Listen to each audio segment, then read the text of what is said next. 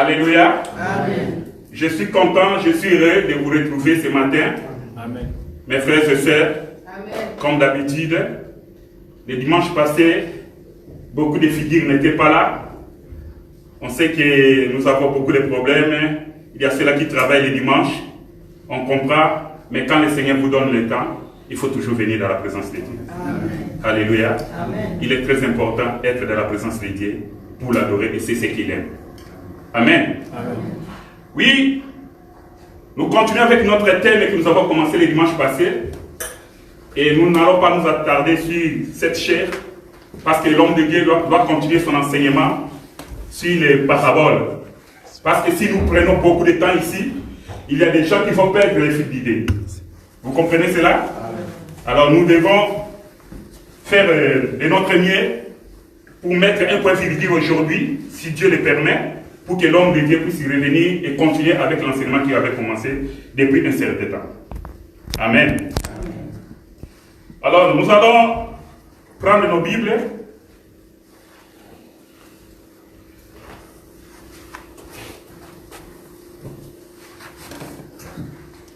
Genèse, chapitre 1. Là, on avait lu la fois passée.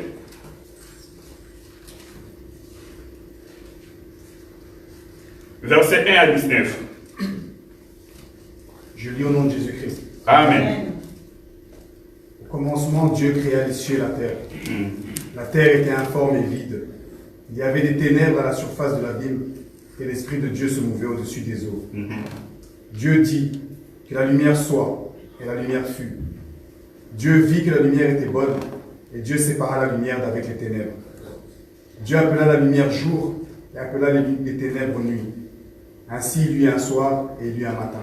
Ce fut le premier jour. Dieu dit qu'il y eut une étendue entre les eaux, et qu'elle sépare les eaux d'avec les eaux. Et Dieu fit l'étendue.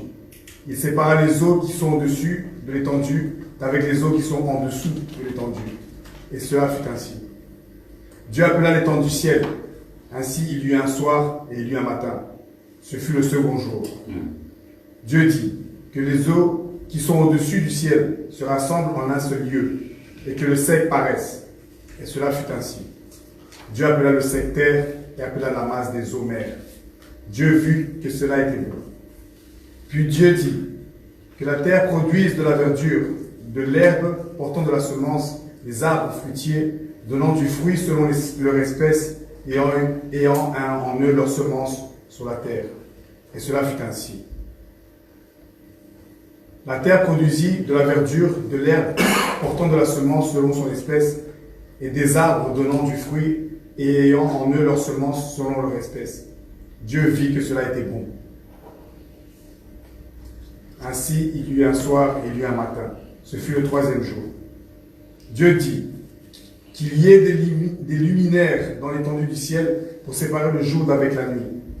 Que ce soit des signes pour marquer les époques, les jours et les années. Et qu'ils servent de luminaires dans l'étendue du ciel pour éclairer la terre. Et cela fut ainsi. Dieu fit les deux grands luminaires. Le plus grand luminaire pour présider au jour et le plus petit luminaire pour présider à la nuit. Il fit aussi les étoiles. Dieu plaça dans l'étendue du ciel pour éclairer la terre, pour présider au jour et à la nuit, et pour séparer la lumière d'avec les ténèbres. Dieu vit que cela était bon. Ainsi il y eut un soir et il y eut un matin, ce fut le quatrième jour. Dieu dit que les eaux produisent en abondance des animaux vivants et que des oiseaux volant sur la terre vers l'étendue du ciel. Dieu créa les grands poissons et tous les animaux vivants qui se meuvent et que les eaux produisirent en abondance selon leur espèce. Il créa aussi tout oiseau ailé selon son espèce.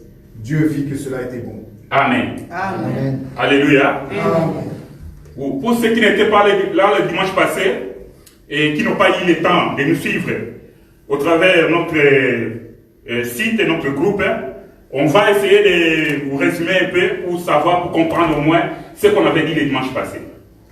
Nous sommes en train de parler d'un thème qui est très important, que beaucoup des enfants de Dieu ne savent pas. C'était une question. Voilà pourquoi nous avons dit que notre thème, c'est un thème question. Alléluia.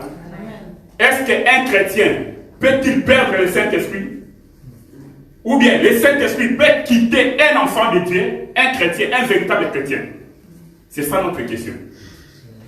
Alors, dans le livre de Genèse, là où nous avons lu, on n'est pas là pour vous enseigner la création, ou les 7 jours de la création. Mais nous sommes allés là-bas parce que nous avons vu quelque chose que le Seigneur nous a montré au début, au commencement de la création.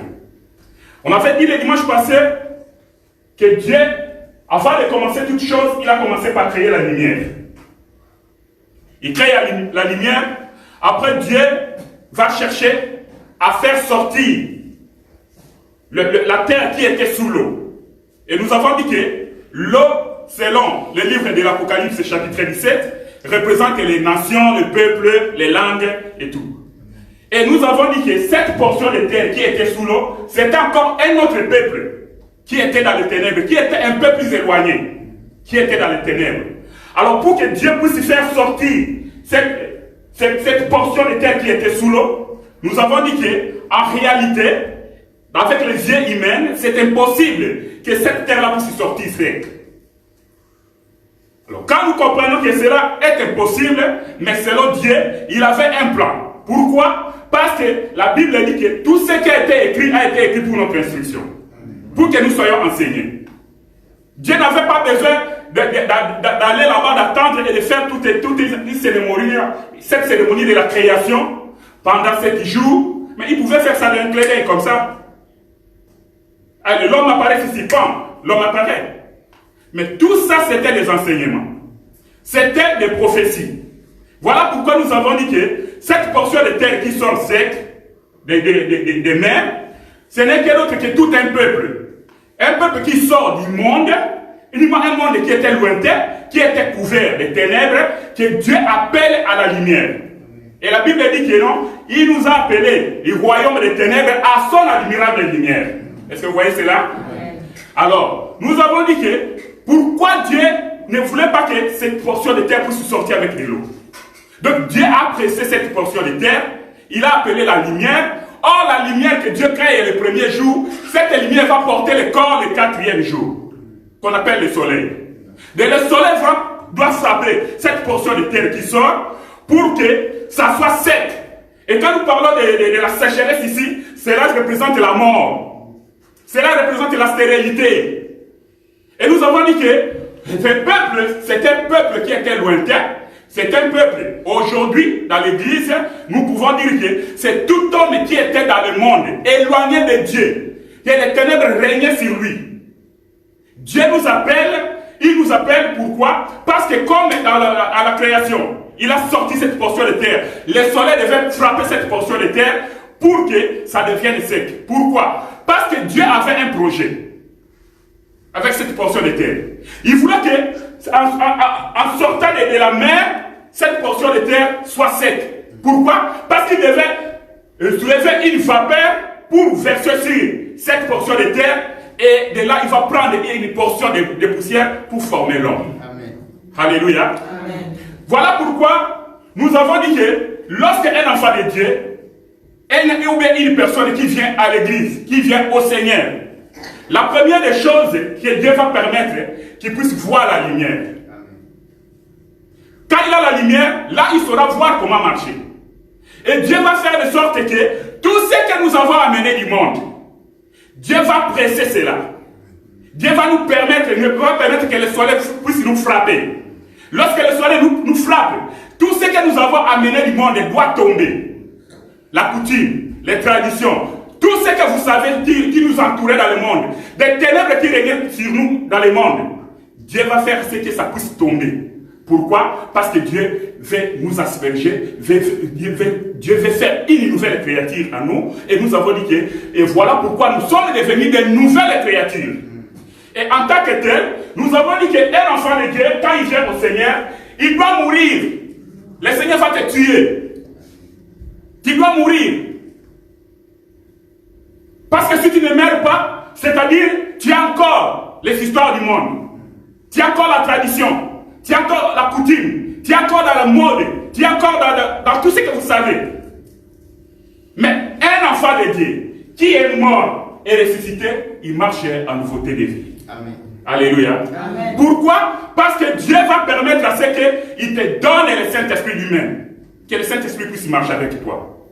Alléluia. Amen. Et quand tu es mort, tu es passé par la croix. De l'autre côté, tu es devenu libre. Tu n'as plus les liens de sang. Comme on avait dit ici, même le vendredi. Tu n'as plus lié. Tu es libre. C'est comme nous venons de chanter là. Je ne suis plus malade, je suis libre. Alléluia. Je ne suis plus lié, je suis libre. Parce que tu es passé par la croix. Parce que par la croix, quand nous traversons la croix, il y a le sang. Et dans ce sang-là, nous avons l'alliance. C'est l'alliance que le Seigneur Jésus-Christ lui-même avait scellée pour nous réconcilier avec le Père. Alléluia. Et comme le sang a coulé, nous sommes devenus une nouvelle créature. Et tout ce qui concerne le sang de la famille, les liens de la famille, la tradition, la coutume, ça ne nous concerne plus. Alléluia. Amen. Nous avons le Saint-Esprit à nous. Et nous marchons comme ça avec le Saint-Esprit de Dieu. C'est le Saint-Esprit qui nous guide. C'est le Saint-Esprit qui nous rappelle que nous sommes des fils de Dieu. On avait dit le dimanche passé. Le Saint-Esprit nous rappelle que nous avons péché, que nous avons tombé. Un enfant de Dieu qui a le Saint-Esprit à lui, quand il tombe, il ne tarde pas. Il ne reste pas là-bas. Il se relève vite. Il se repent et il continue la marche. Alléluia. Amen. Voilà pourquoi, dans le livre de Hébreux chapitre 6, verset 4 à 6, là on avait lu, on va revenir là. Je lis au nom de Jésus. Amen. Car il est impossible que ceux qui ont été une fois éclairés, qui ont goûté le don céleste, Oui. qui ont eu part au Saint-Esprit, qui ont goûté la bonne parole de Dieu et les puissances du siècle à venir, et qui sont tombés, soient encore renouvelés et amenés à la repentance, puisqu'ils crucifient pour leur part le Fils de Dieu et l'exposent à l'ignominie. Amen. Amen. Parce qu'ils crucifient de leur part le Fils de Dieu et l'exposent à l'ignominie. C'est-à-dire, il y a un seul sacrifice. Voilà pourquoi nous allons comprendre au travers des Écritures si cela est juste ou non. Alors, nous avons dit que quand nous sommes dans le Seigneur et nous marchons en nouveauté de vie, notre vie ne nous appartient plus. Quand nous marchons, selon l'esprit, on ne marche pas selon le monde. Quand nous marchons selon l'esprit, c'est-à-dire que nous marchons selon la parole de Dieu. Voilà. Vous allez voir que quelqu'un qui marche selon la parole de Dieu, il est difficile pour qu'il puisse tomber. Et quand il tombe, est-ce que c'est là que le Saint-Esprit le quitte? Non. Point d'interrogation. Alors, nous allons comprendre que quand les gens nous voient, il faut que les gens trouvent à nous les fruits dignes de la repentance. Pourquoi? Parce que le soleil nous a frappés, le soleil nous a brillé selon le livre de Cantique, chapitre 1, verset 6, que nous sommes devenus noirs. Est-ce qu'on peut lire cela, s'il vous plaît? Cantique de Cantique, chapitre 1, verset 5 à 6.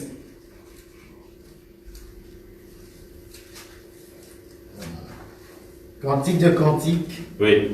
verset 1, chapitre 1, verset 5. Je suis noire, mais je suis belle, fille de Jérusalem. Oui. Comme les tentes de Kédar, comme le pavillon de Salomon. Alléluia. Ne prenez pas garde à mon teint noir. C'est le soleil qui m'a brûlé. Les fils de ma mère se sont irrités contre moi. Ils m'ont fait gardienne des vignes. Oui. Ma vigne à moi, je ne l'ai pas gardée. Amen. Amen. Alléluia. Amen. Quand nous entendons cette parole, bien aimé, les cantiques des cantiques, si vous allez là-bas, vous allez rencontrer beaucoup de paroles d'amour, beaucoup de paroles. Donc, si tu ne comprends pas, tu n'es pas un enfant de Dieu, tu n'as pas l'enseignement, tu peux dire, waouh, je ne pouvais pas imaginer qu'il y aurait des paroles amoureuses dans la Bible comme ça. Mais comme je vous dis toujours, c'est l'histoire de Dieu avec sa femme. Ok? Ne faites pas comme nous autres à l'époque, quand on avait découvert ces versets-là, on était encore des païens, on prenait ces versets-là pour draguer des filles. Mais oui, je vous dis la vérité. Nous, on draguait des filles avec des versets, des cantiques. Tout est dans l'ignorance. Et encore païen. Vous imaginez? Mais un enfant de Dieu, que le soleil a frappé, que le soleil a brûlé, tous ceux qui étaient dans le monde, tous ceux qui t'ont connu dans le monde, ils doivent être connectés autrement. Alléluia. Amen. Tu étais une femme qui insulte les gens, qui calomnie les gens. Mais quand on vient comme ça, on t'approche pour calmer tes cœurs. Pardon. Je ne vais pas suivre ma mémoire. Je ne vais pas suivre ma bouche. Mais comment tu es devenu comme ça? Tu dis réponds, c'est le soleil qui m'a brûlé. Alléluia. Amen. Tu étais un buveur des alcools, un fumeur de chambre. Tu es devenu, tu crois c'est tes amis. Oh, mon ami, est-ce que tu n'as pas des joints dans ta poche là? Ah non, moi je ne suis pas là. Mais comment? Toi, on fume avec toi? Non, moi le soleil déjà m'a brûlé. Voilà pourquoi je suis devenu noir.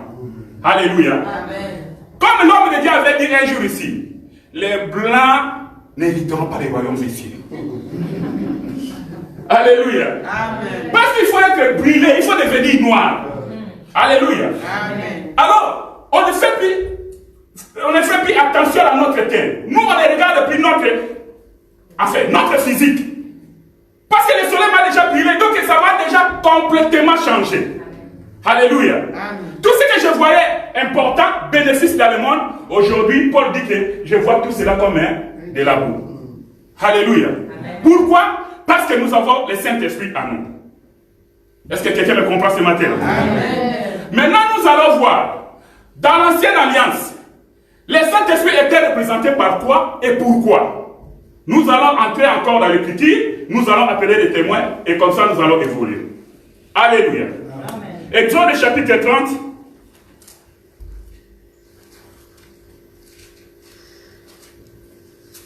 Exode 30,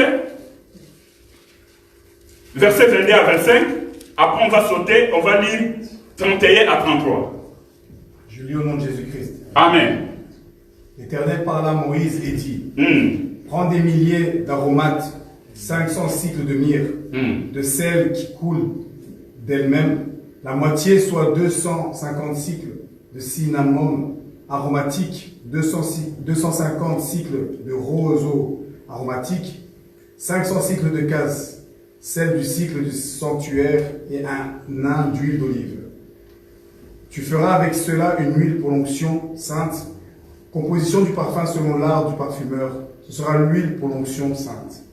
Tu oindras la tête, l'assignation et l'arche du témoignage, la table et tous ses ustensiles, le chandelier et ses ustensiles, l'autel des parfums, l'autel des holocaustes et tous ses ustensiles, la cuve avec sa base.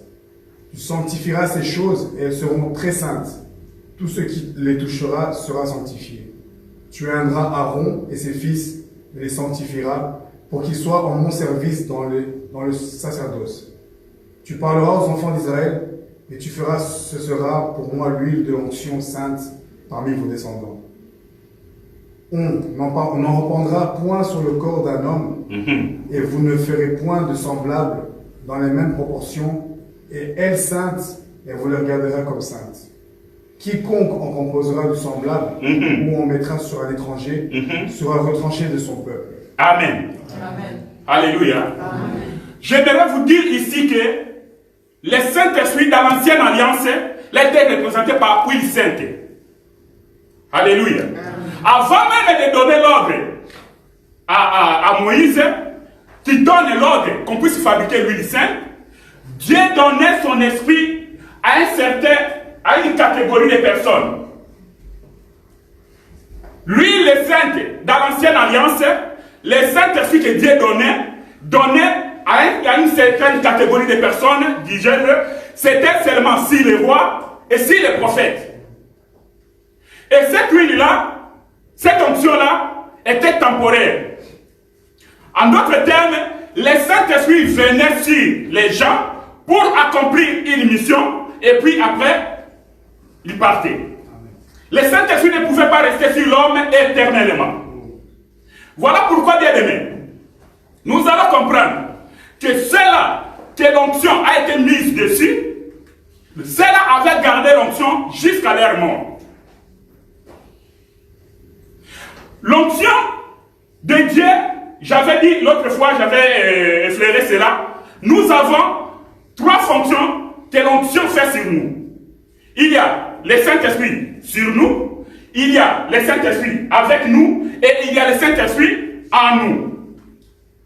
Mais vous allez comprendre que lorsque l'Éternel Dieu donne l'ordre de fabriquer l'huile sainte, l'huile d'onction, il y a 4 plantes qui doivent entrer dedans. Et en dehors de ces 4 plantes-là, il y a l'huile d'olive. Or, l'huile d'olive doit venir des fruits de l'olive. C'est-à-dire que l'olive a été broyée quelque part, et enfin, après avoir été broyée, c'est-à-dire souffrir, l'olive doit souffrir pour libérer tout ce qui est en lui, en fait que les autres viennent s'assembler et que ça devienne l'onction sainte. Alléluia. Amen. Alors, c'est là que nous sommes allés nous poser des questions. Est-ce qu'aujourd'hui, on peut fabriquer encore l'huile sainte ou bien l'huile d'onction? Non. Nous avons la réponse dans la Bible. Alors, nous nous posons la question, les églises, les églises locales, qui fabriquent de l'huile d'onction, où est-ce qu'ils avaient eu ces passages-là?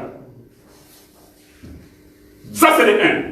De 2, lorsqu'ils appliquent l'huile d'onction, soi-disant, sur les hommes, où est-ce qu'ils avaient eu cela?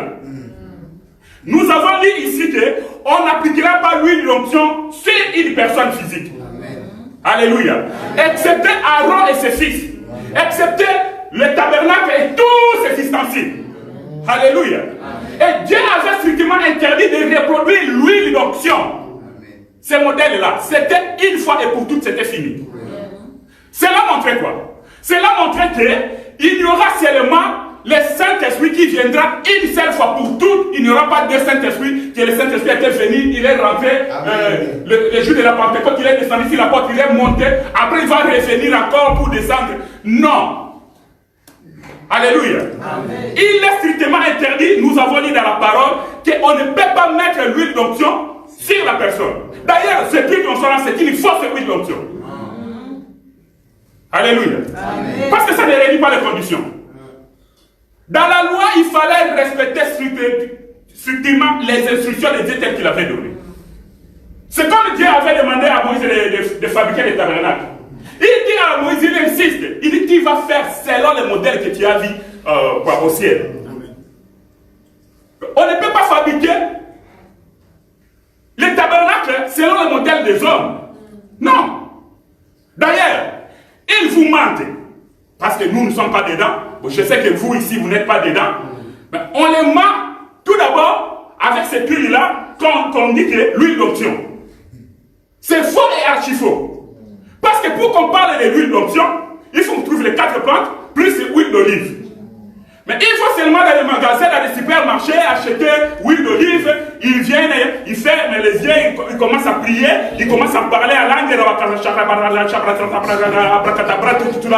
puis après ils disent que non, c'est l'huile d'onction. Des menteurs. Mais ici, lorsqu'on vous prêche la vérité, nous prêchons ici à la parole. Nous nous appuyons à la parole. Alléluia. Mais vous ne voulez pas.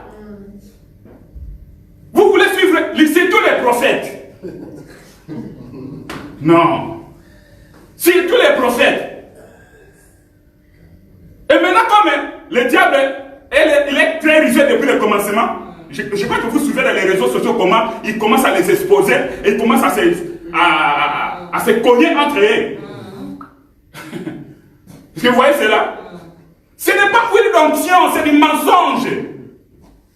Ne croyez pas. Nous savons même les versets sur lesquels ils appuient. On connaît tout. Mais, si Dieu allait s'arrêter là, on allait comprendre. Dieu dit qu'il est strictement interdit de reproduire cette huile d'onction. Nous comprenons que une fois que les parfumeurs avaient fabriqué cela, et c'est cette huile-là qui marchait avec les enfants d'Israël et on appliquait aux rois et aux prophètes. Alléluia. Voilà pourquoi l'œuvre de la croix est unique. Une fois pour toutes. Le Seigneur est mort pour les péchés une fois et c'est fini. Le Saint-Esprit, quand il vient dans la vie d'un enfant de Dieu, il vient une fois pour toutes et il reste. C'est fini. Amen. Alléluia. Amen. Tu as le Saint-Esprit à toi. Amen. Alléluia. Amen. Nous allons évoluer. Écoutez bien aimés. L'Éternel Dieu avait strictement interdit sa reproduction. Là, nous avons compris. Nous allons maintenant prendre, quand nous disons Galates chapitre 6, écoute, la Bible dit ceci. Non, Galates chapitre 4 cette fois-ci, la Bible dit ceci. Il y a un seul corps et un seul esprit. Alléluia. Amen. Comme aussi vous avez été appelés à une seule espérance par votre vocation. Verset 5. Il y a un seul Seigneur, une seule foi, un seul baptême. Le seul Dieu est le Père de tous, qui est au-dessus de tous, et parmi tous, et en tous. Alléluia. Amen. Un seul Seigneur. Nous n'avons pas de Seigneur. Mais vous allez voir ces fameux prophètes qui produisent des miracles aujourd'hui, des miracles que nous n'avons jamais vu les modèles dans la Bible. Ils ont des seigneurs que peut-être vous ne savez pas. Tout Jésus qu'on cite quand ils opèrent les miracles là. Non, ce n'est pas notre Seigneur Jésus-Christ. Ce n'est pas Jésus de Nazareth. Parce que nous savons qu'il y avait beaucoup de Jésus à l'époque de Jésus. Alléluia. Je vous avais dit un jour ici, moi je viens de l'Espagne. En Espagne, tu vas trouver beaucoup de Jésus. On les appelle Jesús. En espagnol. Jesús. Même ici, parle au nom de Jésus. J'avais un homme de Dieu lorsque le vendredi, on parlait de ça. Il avait dit que ces églises-là sont fondées sur la tente maçonnique. Vous voyez? Donc, sous la tente maçonnique, vous voyez que c'est une église. Une belle église, bien décorée, avec des peintures, avec des instruments, avec des lumières de toutes les couleurs et consorts. Mais ce n'est pas l'église de Dieu. Ce n'est pas l'église de Dieu. Ceux qui vont là-bas, ils vont périr avec leur maître. Mais un enfant de Dieu, celui qui a l'esprit de Dieu, tu peux être même devant ta télé comme ça. Ou bien tu peux être à l'internet. Tu écoutes lorsqu'il parle, lorsqu'il prêche. Le Saint-Esprit te dit que non, ce n'est pas un vrai serviteur de Dieu. Je crois que certains d'entre vous seront d'accord avec moi. Amen. Tu ne vas pas comprendre, tu dis, mais bon, cet homme de Dieu là, bon, il a du succès, il a du monde. Mais moi, vraiment, avec mon esprit avec lui, ça ne colle pas. C'est le Saint-Esprit qui fait ce travail-là en toi. Alléluia. Amen. Même si tu étais là, tu es allé parce qu'on t'avait invité, tu es entré. Tu trouves là-bas, surtout en Afrique, la musique à fond. Louange, les gens transpirent. Et tu peux suivre le mouvement là, tu dis que non, je reste. Mais si tu es véritablement un enfant de Dieu, le Seigneur permettra que tu sortes. Il ne te laissera pas là-bas. Alléluia. Amen. Si tu es venu du ciel, le Seigneur ne permettra pas que tu puisses demeurer là-bas jusqu'à la fin. Un jour, il va permettre qu'une situation arrive et que tu puisses sortir de là. Alléluia. Amen. Donc nous avons un seul Dieu, un seul Seigneur, un seul Esprit. Maintenant nous allons comprendre dans la nouvelle alliance comment nous pouvons comprendre si nous avons le Saint-Esprit en nous, peu importe ce qui peut nous arriver, ou bien non. Bien aimé, nous allons lire Jean chapitre 14.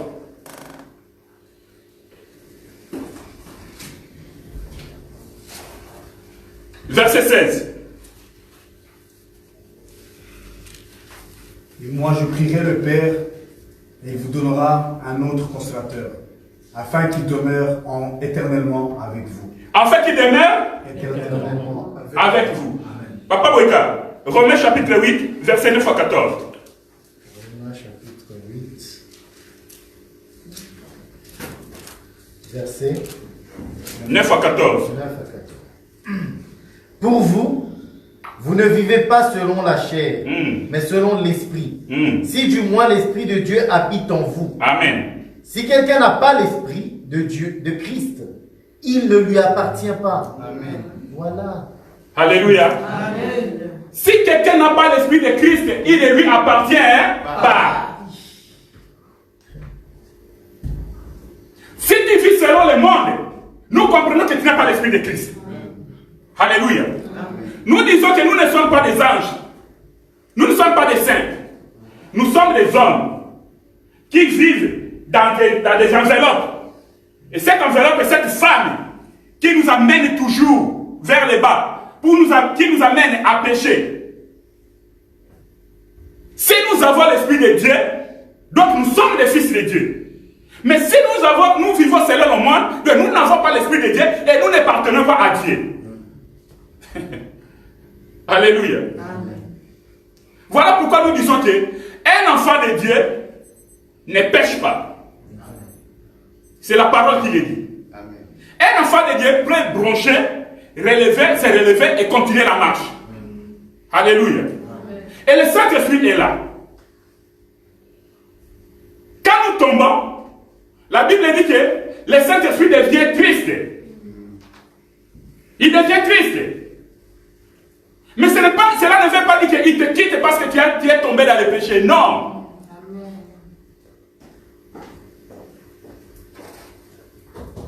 Quand tu pêches, c'est-à-dire que tu es mort spirituellement. Amen. Parce que la Bible déclare, le salaire du péché c'est la mort. Voilà pourquoi Adam, lorsqu'il avait péché dans le jardin d'Éden, il était mort. Alléluia. Amen. Je crois que je ne scandalise personne. Parce que nous avons dit que Adam physiquement il n'est pas mort, mais spirituellement Adam était mort. C'est ce qui se passe aujourd'hui avec le Saint-Esprit que nous avons en nous. Quand nous péchons, devant Dieu, nous mourons spirituellement, c'est-à-dire nous coupons, ce péché coupe les liens, le contact avec le Seigneur. Et le Saint-Esprit n'opère plus en toi. Alors, nous nous posons toujours des questions. Les gens qui sont, soi-disant les serviteurs de Dieu, remplis du Saint-Esprit, qui opèrent des miracles, qui ressuscitent même des morts, entre guillemets, mais nous savons que c'est un homosexuel.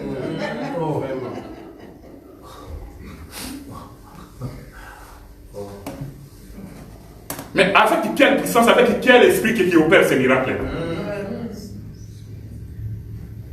Mais c'est facile à comprendre. Mais les enfants de Dieu ne comprennent pas.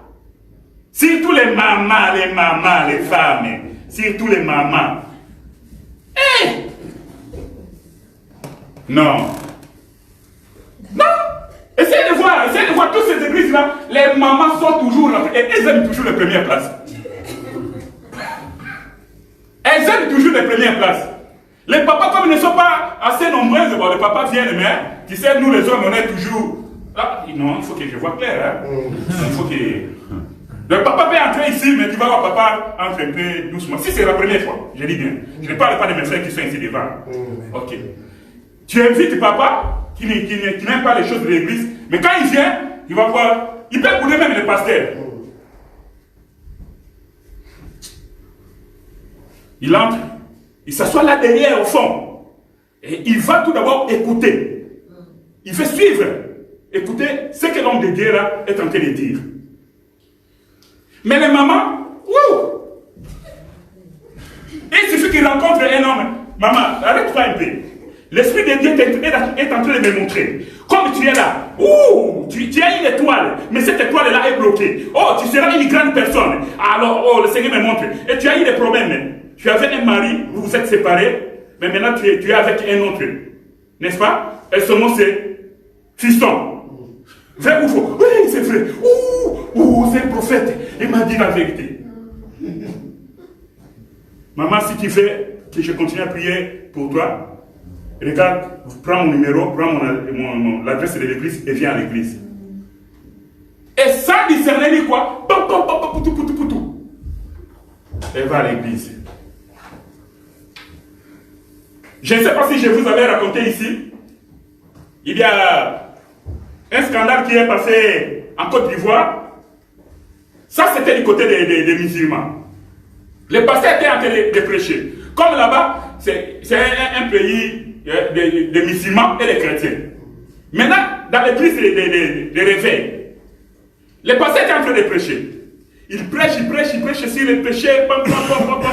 Arrivé à un moment donné, il commence à parler des marabouts. Il dit les marabouts là, ils sont en train de jouer avec vous, ils sont en train de vous tromper.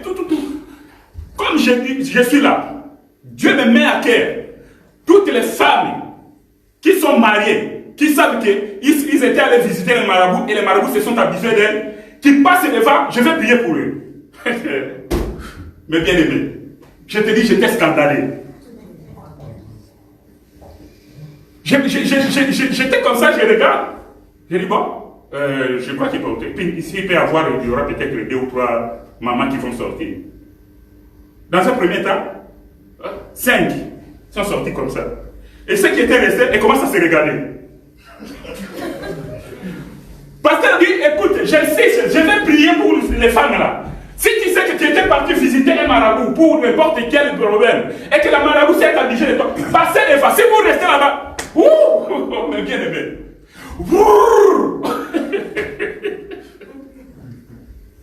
Même le pasteur lui-même était étonné.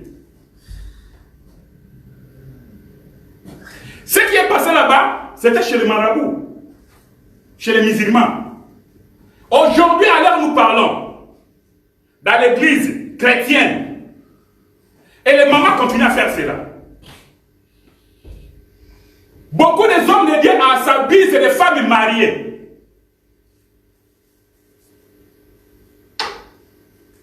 Et s'habillent, c'est des femmes mariées. Et être l'homme de Dieu, même toi-même la femme, tu sais que tu étais avec l'homme de Dieu cette nuit-là, pour arriver aujourd'hui dimanche. Et il arrive à l'église, il commence à faire des miracles. Et toi tu es là, alléluia, alléluia, gloire à Dieu. Mais tu es conscient que la nuit d'aujourd'hui, moi j'étais avec l'homme de Dieu. Et il a menti à sa femme que non, je vais en retraite. Vous étiez à l'hôtel. Mais le matin, le miracle s'opère. Et toi qui étais avec l'homme de Dieu, tu crois sur le miracle là. Mais disons, où en sommes-nous? Alléluia. Amen. Nous avons dit que un enfant de Dieu qui a le Saint-Esprit doit marcher à nouveauté de vie.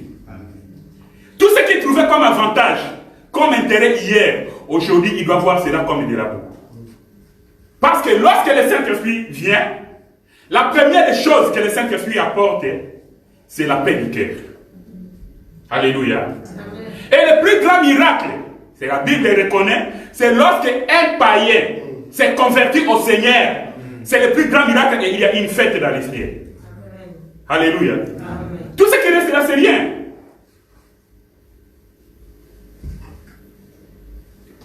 Une femme, son mari était malade. Il avait un problème de cœur. Alors, il est allé voir le médecin. Le médecin lui dit, ton mari n'a pas assez de jours. Il va mourir. Mais qu'est-ce qu'il faut? Il faut l'opération. Et l'opération, c'est combien? 25 000 $. Et l'homme n'avait pas assez de l'argent. Dans la maison, il n'avait que 2 000 $. Un jour, 2 jours, la maladie le faisait qu'il s'aggravait. La femme rentre auprès des médecins. Le médecin lui dit, en tout cas, sans argent, il n'y a pas d'opération. Non, médecin, est-ce qu'il n'y a pas une autre solution que tu peux me proposer? Ou bien tu peux opérer mon mari, après on va... Non, il y a beaucoup d'argent, c'est beaucoup d'argent, je ne peux pas faire ça. Maintenant, qu'est-ce que je dois faire? Non, il y a une condition. Le médecin prend sa calculatrice, il va calculer 25 000 $ moins 2 000, le reste là, il divise, il fait des calculs, il dit non, il y a une seule solution qui te reste pour que ton mari soit sauvé. Quelle est la solution? Donc tu dois sortir avec moi 10 fois. Là, il n'y a pas de problème. Si tu es d'accord, la femme me dit, sortir avec toi. Oui. C'est à toi de choisir. La femme rentre chez elle à la maison, il regarde l'état de son mari, ça ne faisait que s'empirer. Après, la femme est rentrée auprès du médecin. Il va dire, oui, j'accepte les conditions. Il va sortir avec la femme, première fois, deuxième fois, troisième fois, jusqu'à 6e fois. Maintenant, le mari a essayé de se rétablir. Le mari maintenant a besoin de sa femme. Bon, c'est une tribu où on parle des histoires là, que quand une femme trompe son mari, il y a une malédiction qui va s'abattre dans la maison et voire même entraîner la mort. Soit du mari, soit des enfants, soit de la femme elle-même. Moi, je ne pourrais pas citer les noms. Alléluia. Amen. Alors, la femme évoque des raisons pour éviter son mari. Aujourd'hui, premier jour, deuxième jour, après, il trouve que non. Son mari risque de comprendre qu'est-ce qui se passe, qu'est-ce qui ne va pas. Et la femme ne pouvait plus se cacher parce qu'elle est une femme mariée dans la maison et elle est sortie pour dénoncer cela. Donc, il restait 4 fois qu'elle puisse sortir avec le médecin en question. Il est passé à l'émission pour dénoncer cela et on avait appelé le mari, elle a confessé devant son mari, mais la femme me disait que si j'ai fait cela, c'est pour que tu sois ce que tu es aujourd'hui. C'était pour te sauver. Moi, je me suis sacrifié. Moi, j'ai dit, merde. N'importe quoi. Moi, j'ai dit, il est chrétienne. Donc, toi, tu prends la place de Dieu pour sauver ton mari, tu vas commettre l'adultère. Maintenant, tu es arrivé à la sixième round. Va jusqu'à la 10e round. Jéricho. Que le Seigneur vous bénisse. Alléluia. Le mari a dit, pas question, c'est fini, c'est fini, c'est fini. Et on a posé la question au mari. Il dit que maintenant, tu voulais que ta femme te laisse mourir. Et le mari dit que non, il fallait que tu me laisses mourir. Moi, je dis gloire à Dieu, je bénis le Seigneur. Alléluia. Parce que comme nous vous enseignons ici quand nous prions, les médecins soignent, mais ils ne guérissent pas. Celui qui guérit, c'est le Seigneur des armées. Alléluia. Si cette femme-là était fidèle, il dit Seigneur, je ne vais pas faire cette chose, c'est une abomination, c'est un péché, c'est commettre de l'adultère. Seigneur, sauve mon mari. C'est le Seigneur Jésus qui était capable de relever son mari de l'île de l'hôpital. Alléluia. Nous ne devons pas aider Dieu, on n'aide pas Dieu. Et si le Seigneur décide de prendre ton mari ce jour-là, gloire à Dieu. Alléluia. Même Lazare, lorsqu'il était mort, et le Seigneur Jésus-Christ est arrivé, il a ressuscité les morts. Est-ce que Lazare n'était plus mort? Lazare n'est pas mort?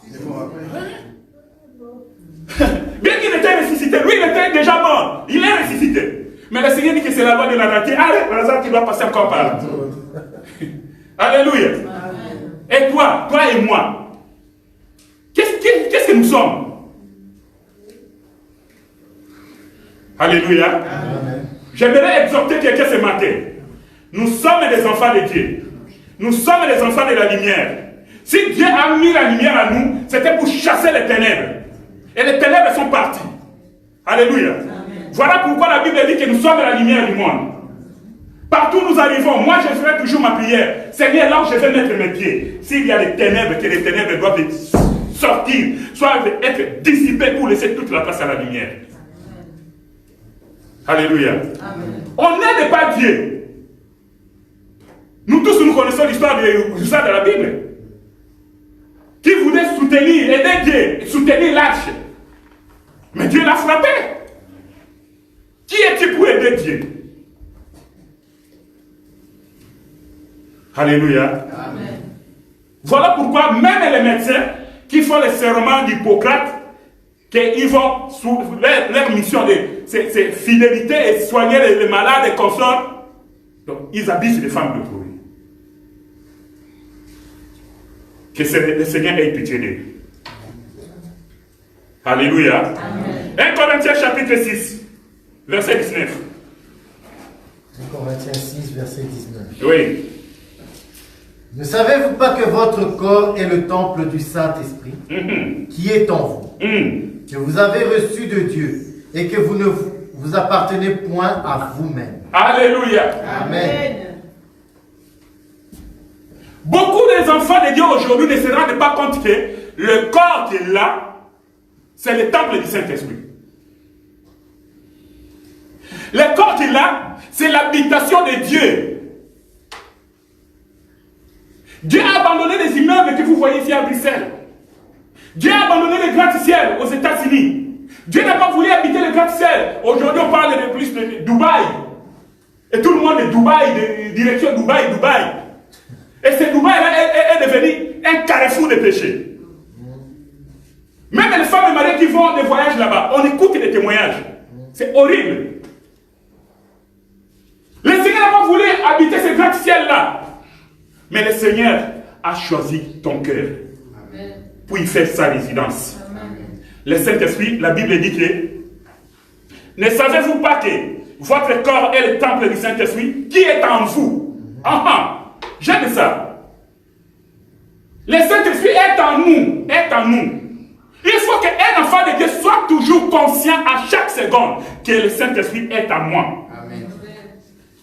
C'est une conviction qui doit monter de ton cœur chaque jour. Et la Bible continue à dire que vous avez reçu de Dieu et que vous ne vous appartenez point à vous-même. Donc, comme moi je suis là, j'ai reçu le Saint-Esprit de Dieu, donc je ne m'appartiens plus à moi-même.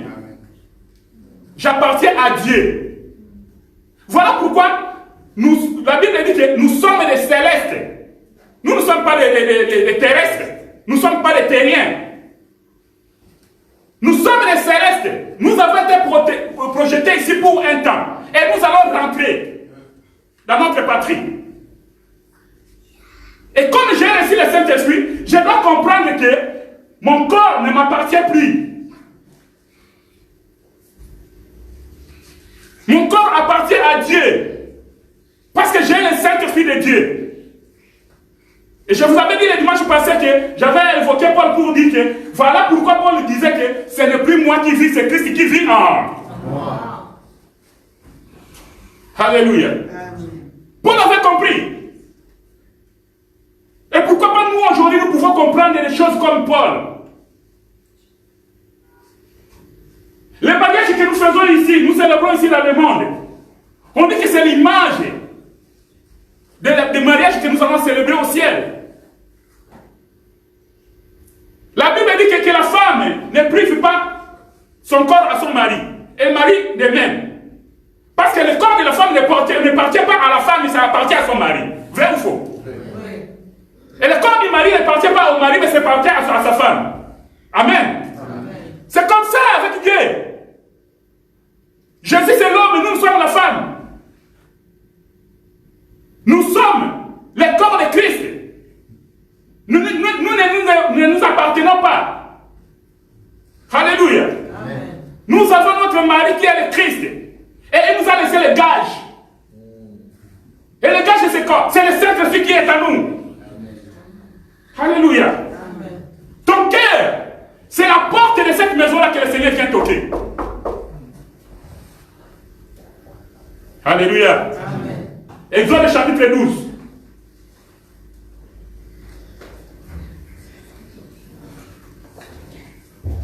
J'ai fait ce passage-là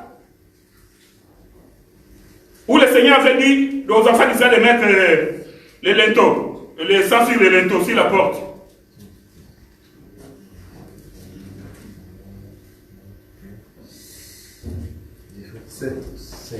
Ok, on peut nous lire s'il vous plaît?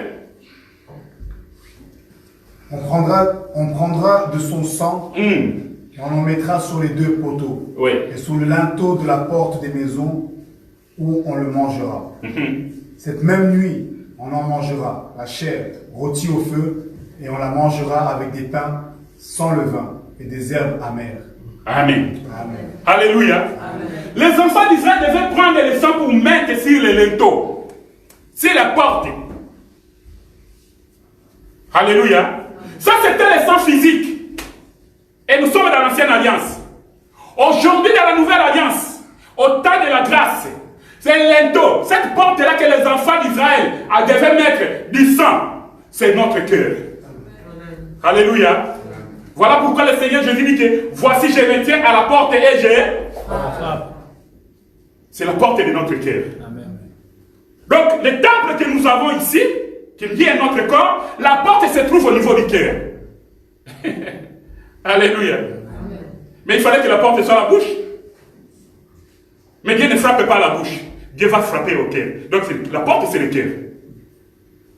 Alléluia.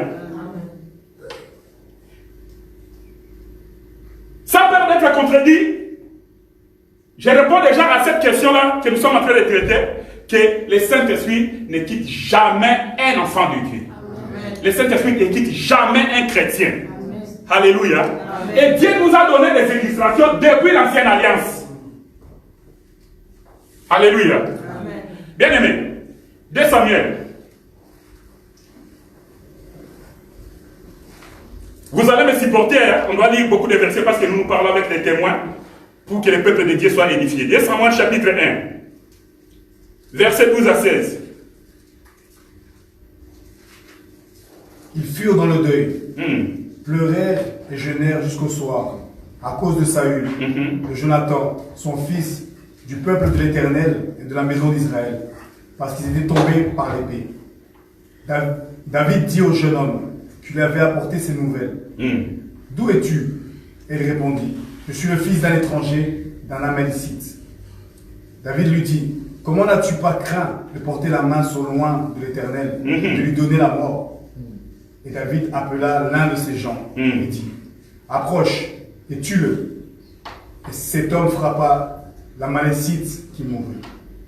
Et David dit, que ton sang retombe sur ta tête, que ta bouche a déposé contre toi, puisque tu as dit, j'ai donné la mort à loin de l'Éternel. Amen. Amen. Alléluia. Amen. Alléluia. Amen. Vous avez écouté cette portion de l'histoire que nous savons tous, que lorsque Dieu avait rejeté Saoul, en réalité l'Esprit de Christ était sur Saoul. Alléluia. Parce qu'il avait reçu l'onction. Il avait reçu l'onction. Mais chose étonnante, quand je méditais sur ces paroles, je vais me rendre compte que, malgré que Dieu avait rejeté Saoul, mais son onction était sur lui. Alléluia.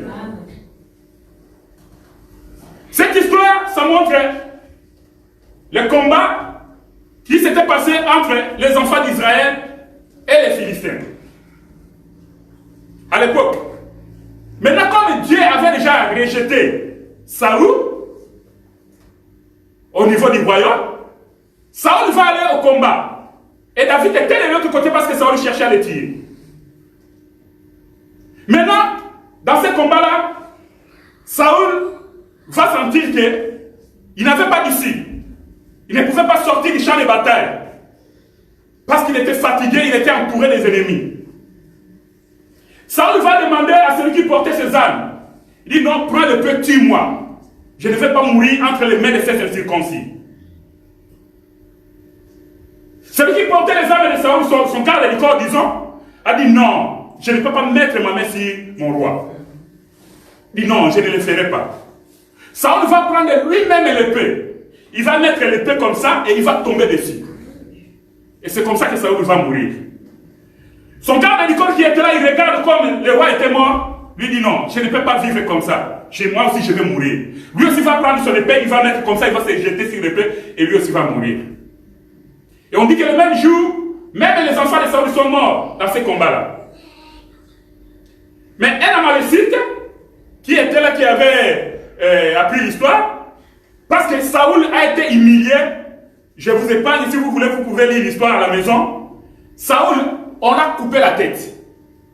Saoul, on l'a suspendu comme ça, sur une maison là de sécurité. Lui et ses enfants. On les a pendus comme ça. Et tout le monde pouvait voir. Les rois d'Israël. Cet Amalécite, comme nous voyons aujourd'hui dans le monde, les gens cherchent des relations. Il va dire, comme il a été là-bas, il a vu l'événement, il dit non, je vais annoncer. C'est lui qui est venu annoncer que Saoul est mort. Il va annoncer à qui? Au roi. Donc moi j'ai compris que cet homme-là cherchait la faveur du roi.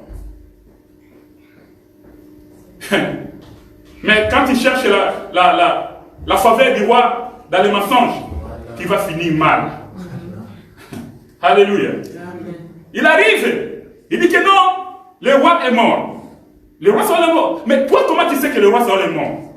Non, j'étais avec lui, et lorsqu'il a vu ceci, cela, et puis il m'a demandé de lui donner la mort, et je lui ai donné la mort. Voici, j'ai apporté sa couronne. En bon, David dit tout d'abord va pleurer, mais après avoir pleuré, David va se ressaisir. Toi, un incirconcis, comment tu as osé mettre la main si loin de Dieu? Oh, donc jusque-là, ça était encore loin de Dieu. Est-ce que vous comprenez cela? Malgré les péchés qu'il avait fait, je n'encourage personne de commettre les péchés parce qu'il y a le Saint-Esprit. Ah non, il ne faut pas profiter. Ça, c'est l'affaire de Dieu et ses enfants. Et nous sommes dans l'ancienne alliance.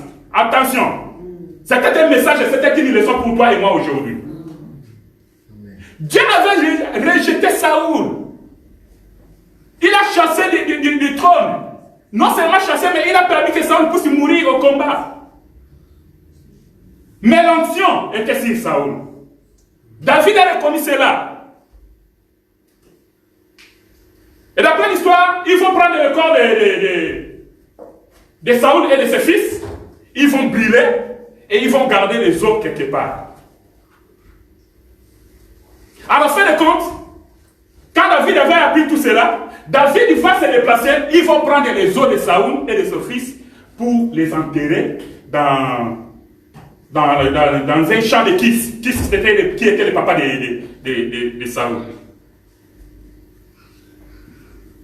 Si dans l'ancienne alliance, Dieu nous montre que le Saint-Esprit venait juste pour une mission. Après, quand l'homme de Dieu passait, le Saint-Esprit pouvait partir.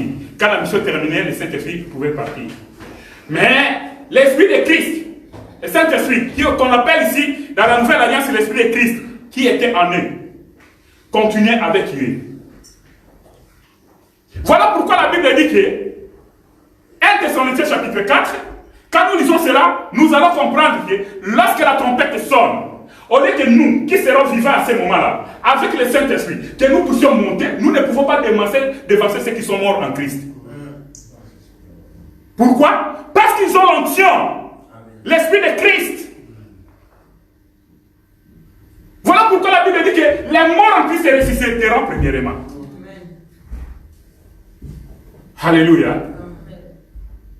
Mais aujourd'hui, dans la nouvelle alliance, tu as le Saint-Esprit, oui. Mais si tu vis dans les péchés, tu ne vas pas changer ta vie. Les jours de ta mort, le Saint-Esprit ne va pas t'accompagner.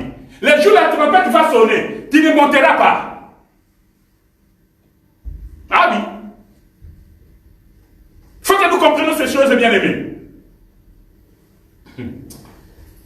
Alléluia. Amen. Vous savez pourquoi le Saint-Esprit ne nous quitte pas? Parce que c'est un don. Le Saint-Esprit, c'est un don de Dieu à ses enfants, aux hommes. Le Saint-Esprit a des dons, mais lui-même aussi, c'est un don que Dieu nous a donné. Alléluia. Amen. Bien aimé, nous allons lire Romains chapitre 11, verset 29.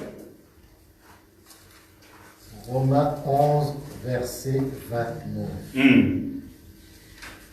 Car Dieu ne se répand pas de ses dons et de son appel. Alléluia. Amen. Dieu ne se répand pas de ce don et de son appel. Est-ce que vous comprenez cela? Amen. Comme il a donné, il ne se répand pas. Le Saint-Esprit en nous, lorsqu'un enfant de Dieu tombe, comme je disais tantôt, le Saint-Esprit va s'attrister. Il devient triste. C'est-à-dire, il devient inopérationnel. Si tu avais le don de vision et que tu as péché, toi-même tu vas comprendre que tu n'as plus le don de vision. Parce que tu as attristé le Saint-Esprit.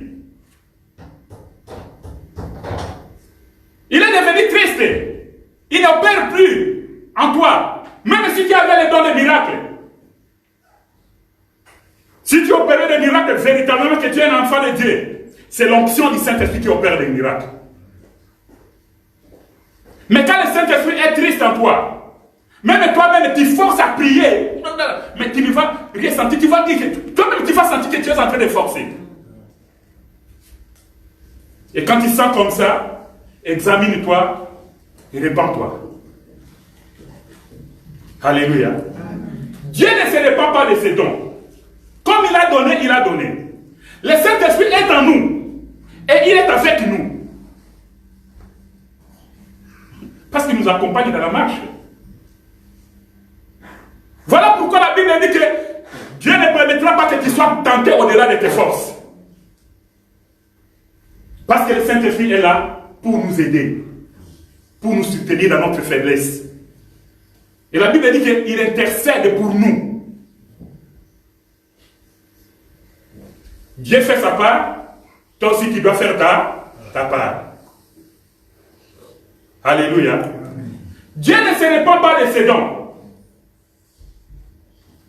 Si tu tombes et que réellement tu te répands, véritablement tu viens demander pardon à Dieu et Dieu te pardonne et le Saint-Esprit devient encore actif en toi. Et il continue à marcher avec toi. Il continue à opérer avec toi et il peut te rétablir là où tu étais avant. Alléluia. Nous servons un Dieu miséricordieux capable de nous rétablir. Ici, il nous a ramassé de la poussière, de la boue, là où nous étions. Dieu n'a pas eu honte de nous. À combien plus forte raison, quand tu as déjà le Saint-Esprit et que tu tombes, tu te répands et que tu te relèves pour continuer la marche. Alléluia. N'attristez pas le Saint-Esprit. N'attristez pas le Saint-Esprit. Le Saint-Esprit qui est à nous. La Bible dit que, Galates chapitre 5, verset 18, si vous êtes conduits par l'Esprit, vous n'êtes point sous la loi. Nous ne sommes plus sous la loi, bien-aimée. La loi de coutume, surtout au Congo, il y a des coutumes là terribles. Chez les Bayanzi, je ne sais pas quoi là. Un garçon qui sortait avec sa propre petite sœur de sang. Et sa mère était encore. C'est sa mère qui a dit même que non, toi tu dois sortir avec ton frère. C'est la coutume. C'est grave. Et quand on pose la question, est-ce que tu vas à l'église? Oui. Tu es chrétien? Oui.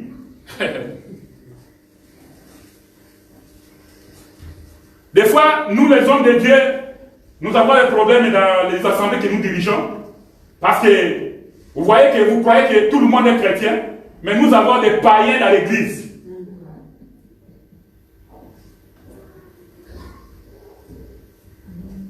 Voilà pourquoi quand tu es un frère, une sœur, tu viens depuis un certain temps, l'enseignement que nous donnons ici, que ça ne te change pas. Alors moi j'ai compris pour dire que non, tu n'es pas une brebis.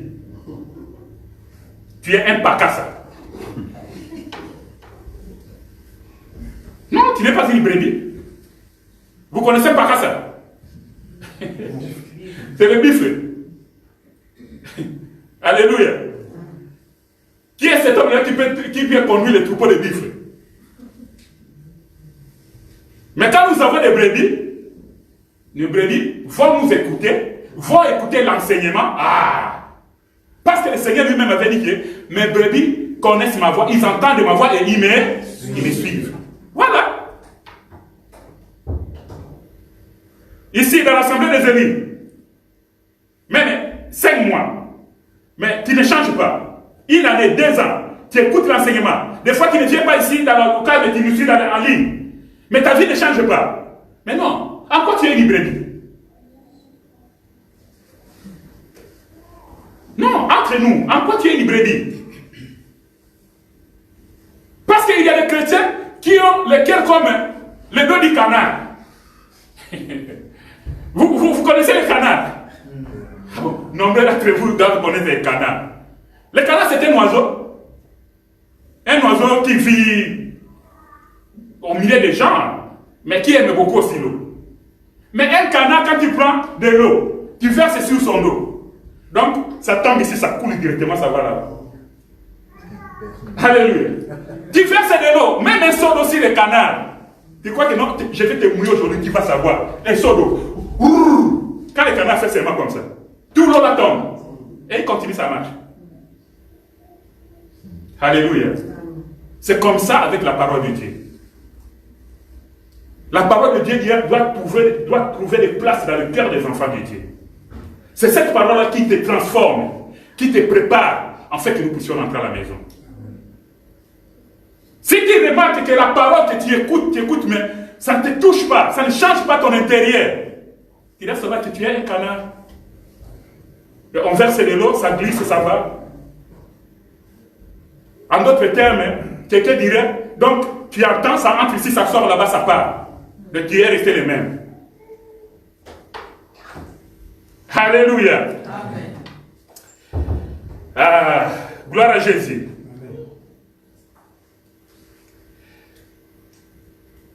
Ceux qui ont le Saint-Esprit, c'est aussi ceux-là qui ont été prédestinés. Et une personne est prédestinée, même s'il tombe, comment tu peux me dire que non, le Saint-Esprit l'a quitté? Alléluia. Amen. Ce n'est pas moi qui le dis, c'est la parole. 1 Pierre chapitre 1.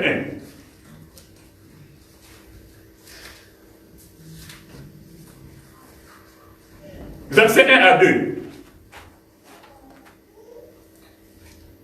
Je lis au nom de Jésus-Christ. Amen.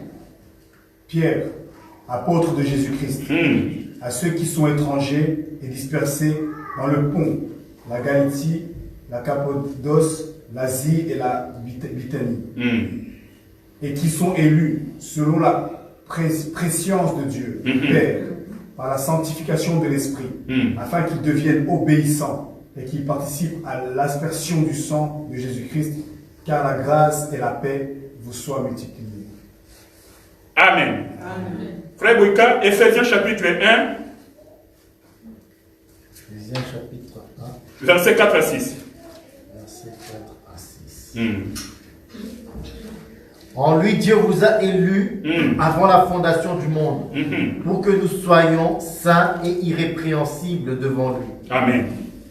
Nous Continue. ayant prédestinés dans son amour à être ses enfants d'adoption par Jésus-Christ, selon le bon plaisir de son vouloir, selon le bon plaisir de sa volonté, pardon, Oui. à la louange de la gloire de sa grâce qu'il nous a accordée en son bien-aimé. Amen. Amen. Nous sommes les enfants de Dieu prédestinés. Il nous a sanctifiés. Il nous a appelés, il nous a adoptés en Jésus-Christ. Si Dieu nous a adoptés, c'est en Jésus-Christ. Nous sommes les fils de l'adoption. En d'autres termes, nous sommes les petits frères de Jésus-Christ. Pour que nous puissions marcher dans la sanctification. Et le Saint-Esprit nous accompagne. Dieu nous a prédestinés à la vie éternelle. Il nous a projetés ici sur la terre pour un temps. Après, nous devons rentrer à la maison. Mais tout en projetant, comme j'avais dit, mais je n'ai pas donné la réponse, pourquoi le Saint-Esprit ne restait pas éternellement dans l'ancienne alliance? Nous devons comprendre toutes ces choses-là. La raison est simple. C'est parce qu'il y avait les péchés. Les péchés d'Adam qui pesaient sur les hommes. Tout être humain. Les péchés d'Adam pesaient. Et le Saint-Esprit de Dieu ne pouvait pas vivre éternellement. Même dans le jardin d'Éden. Je me permets de dire que Dieu, s'il a interdit, il a craché les deux chérubins pour empêcher l'homme d'entrer, pour toucher à l'arbre de vie. C'est-à-dire l'homme allait vivre éternellement dans le péché. Vous comprenez cela? Parce que l'homme avait déjà péché. Si Dieu n'avait pas interdit, c'est-à-dire il allait avoir accès à l'arbre de vie. En mangeant l'arbre de vie, étant pécheur, il allait vivre comme pécheur éternellement. Alors que Dieu, c'est un Dieu saint. Alléluia. Voilà pourquoi Dieu a fermé la porte. Non. Pas question. Pas de contact. Non, Seigneur, nous voulons venir. Vous voulez venir vers moi? Alors descends. Alléluia. La Bible dit que les deux chérubins étaient là, avec une seule épée. Comme ça. Deux chérubins, une seule épée. Alinga, on dirait ce qui est mobile. Il y a encore les gars, on a Alléluia. Le Père réclamait le sang. Et il n'y avait pas de sang. Des sangs qui pouvaient effacer les péchés d'Adam. Alléluia. Voilà pourquoi, lorsque Dieu va commander qu'on puisse faire le tabernacle, au-dessus, sur le propitiatoire, on devait être représenté par des chérubins. Alléluia. Et c'est là que Dieu descendait pour rencontrer, pour parler avec Moïse. Et comme le Père réclamait du sang, il a fallu que le sang d'un agneau, sans tache, sans défaut, le sang d'un agneau pire. C'est le sacrifice que Dieu a cherché. Et nous comprenons que lorsque la Bible dit que tu n'as voulu ni sacrifice ni holocauste, mais tu m'as formé un corps. Oh Dieu, voici je viens, oh Dieu, pour faire ta volonté. Ah, nous comprenons maintenant que le Seigneur Jésus-Christ, quand il est venu, il a accepté de monter à la croix. C'est-à-dire, il a accepté d'entrer par cette porte-là et que le Père l'a frappé. Alléluia. Et lorsque le Père frappe le Seigneur Jésus-Christ, le sang coule. C'est le sacrifice agréable que le Seigneur a agréé. Amen. Donc depuis tout ce temps-là de l'ancienne alliance, Dieu n'a jamais mangé. Parce que la Bible dit qu'il a agréé ni sacrifice ni holocauste. Dieu ne mangeait pas. Et à la lumière de la parole de Dieu, quand moi je regarde, moi je dis, mais oui, mais quelque part, quand nous voyons que quand les enfants d'Israël faisaient les sacrifices, quand même la fumée montait, Dieu agréait. Dieu agréait cela comment? Bon, ça c'est moi, hein, entre guillemets, il ne faut pas dire. Dieu disait, il regarde, il dit, ah, et tu fais ça, mon gars. Il fait passer ça comme ça. Mais il attendait le véritable sacrifice. C'est le sacrifice de son propre Fils, le Seigneur Jésus-Christ. Amen. Alléluia. Amen. Voilà pourquoi aujourd'hui, nous avons accès dans les liens très saints. Jésus-Christ a rétabli cette relation-là avec le Père. Raison pour laquelle, le jour de sa mort, le rideau du temple s'est déchiré en deux, du haut jusqu'en bas. Pour dire que le chemin de la vie était encore ouvert et que nous, on avait maintenant accès. Et pour nous permettre de rester dans cet état-là, il nous a donné le gage, qui est le Saint-Esprit. Amen. Alléluia. Amen. Et le Saint-Esprit est en train de marcher avec nous. Aïe, aïe, aïe. On va bientôt terminer. Lorsque nous avons parlé des os de Saoul, vous allez voir que, comme les os de Saoul étaient encore dans un village quelque part là, Dieu n'était pas content. Il était toujours en colère. Jusqu'à ce que David est allé chercher les os de Saoul. Il a amené ça, il a enterré ça dans les champs de son père. Et Dieu, la Bible dit que la colère de Dieu s'est apaisée. Alléluia. Amen. Parce que ces os-là avaient l'onction. Deuxième témoin. On ne va pas lire, mais vous connaissez l'histoire. On va passer parce que je vais vite y terminer maintenant. Nous connaissons l'histoire d'Élisée, n'est-ce pas? Élisée qui était prophète de Dieu. Mais Élisée est mort. On l'avait enterré il y avait des années passées. Plusieurs années même. Mais un jour, il y a eu une guerre quelque part. Comme à ce moment-là, il y avait des guerres entre les nations, les pays et consorts. Il y avait une famille là qui avait un mort. Et il devait aller pour enterrer les morts. Ils étaient là. Et ils sont arrivés là-bas pour chercher l'endroit où ils devaient enterrer leurs morts. La Bible dit que comme c'était un état de guerre, quand vous êtes là, même avec les cadavres, quand vous entendez... Donc, sauf qui peut. Chacun doit sauver sa vie. Ces hommes-là arrivent. Lorsqu'ils avaient entendu le mouvement, ils disent non, ah, ici ça ne va pas. En d'autres termes, quelqu'un qui dirait que ils ont Yinda. Ils ont abandonné les cadavres, ils ont jeté les cadavres, disons. Et les cadavres, les ont jetés, les cadavres, on dit que est allé toucher les os d'Élisée. Et une fois que le cadavre a touché les os d'Élisée, boum, on dit que le mort s'est mis et puis il est sorti, il a commencé aussi à courir. Alléluia. Amen. Mais qu'est-ce qui a fait que les os d'Élisée puissent ressusciter ces morts-là? Alléluia. C'est l'onction. Alléluia. C'est l'onction. Et voilà pourquoi je vous ai dit que tous ceux qui sont morts en Christ, ils ont encore l'option sur eux. Et toi et moi, nous sommes au temps de la grâce. Nous devons profiter de ce temps de la grâce, bien-aimés. Nous avons le Saint-Esprit en nous. Donc nous devons marcher de façon à plaire Dieu et que lorsque la trompette sonne, que le Saint-Esprit, même si nous mourons aujourd'hui, que le Saint-Esprit qui a ressuscité le Seigneur Jésus-Christ puisse nous ressusciter pour que nous puissions aller dans les airs. Amen. Alléluia. Amen. Tu as le Saint-Esprit qui est en toi. Il faut garder le Saint-Esprit et ne le perdre jamais. Amen. Alléluia. Amen.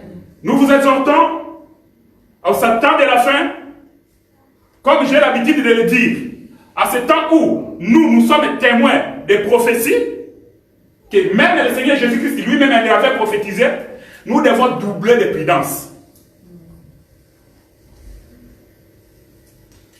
Et surtout nous qui écoutons l'enseignement.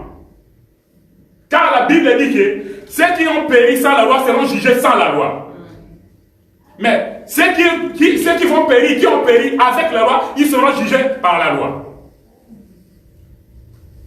Alléluia.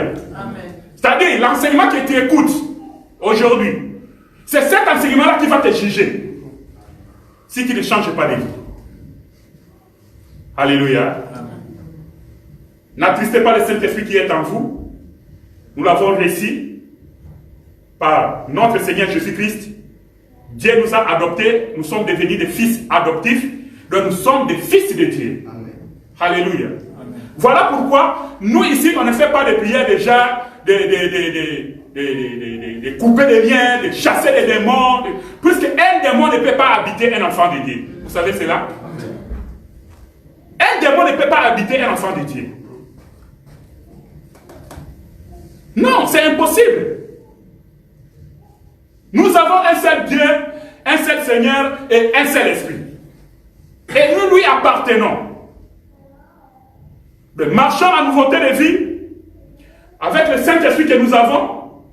Quand nous branchons, il faut toujours être souple pour te repentir, pour demander pardon, en fait que nous continuons la marche. Lui-même, il avait dit que je ne t'abandonnerai pas, je ne te laisserai point. Alléluia. Il dit que le Saint-Esprit viendra, il vivra éternellement en vous, avec vous. Mais quand la Bible dit que le Saint-Esprit vivra éternellement avec vous, il sera en vous éternellement. Mais comment tu peux venir me dire que non, ce monsieur-là n'a pas le Saint-Esprit, mais un vrai chrétien? Alléluia. Seulement, n'attristez pas les saints. N'attristez pas les saints. Alléluia. Que le Seigneur vous bénisse et nous sommes debout.